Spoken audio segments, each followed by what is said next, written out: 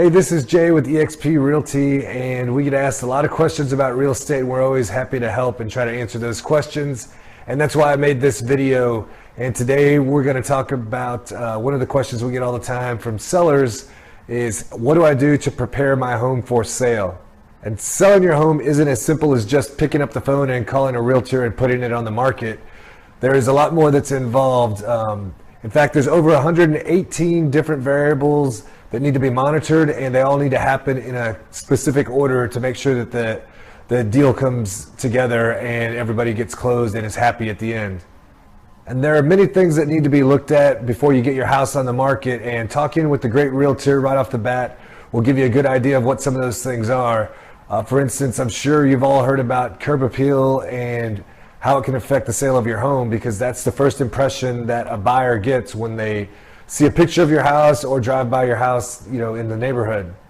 And remember, whether it's in a picture or in person, when somebody's driving through the neighborhood, you want the house to look its best. That's why you want that curb appeal to have that good first impression, because that can have a huge effect on your bottom line and the final asking price.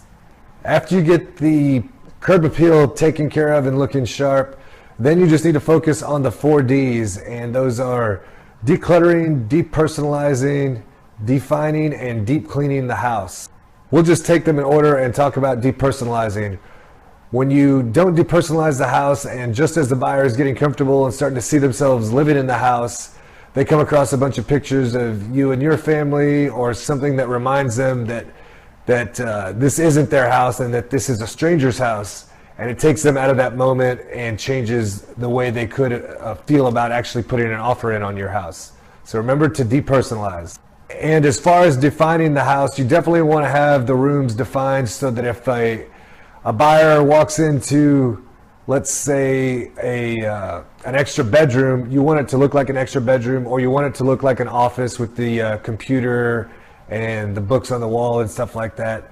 You don't want it to be confusing to them, so you don't want it to have a treadmill and a computer and all the kids' toys on the floor where they're not sure what kind of room it is and what purpose the room serves.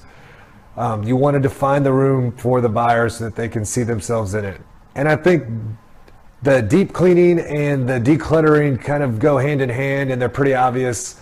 You want to clean the house really well. Make sure the windows are looking good, the baseboards are washed, all that kind of stuff for the deep cleaning end of it, and also make sure that everything's decluttered, so the mail is put away, there's not shoes laying around, and all the other little knickknacks that build up on a day-to-day basis. Make sure you find a spot for those to put them away and hide them.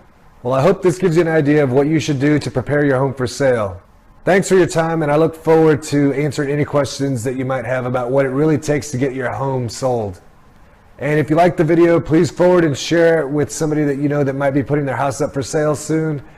And if you'd like a free consultation, just give us a call. We can come out and take a look at the house and start to establish the best price point and put together a strong marketing plan for your house so that we can get it up on the market and get it sold in a hurry for you.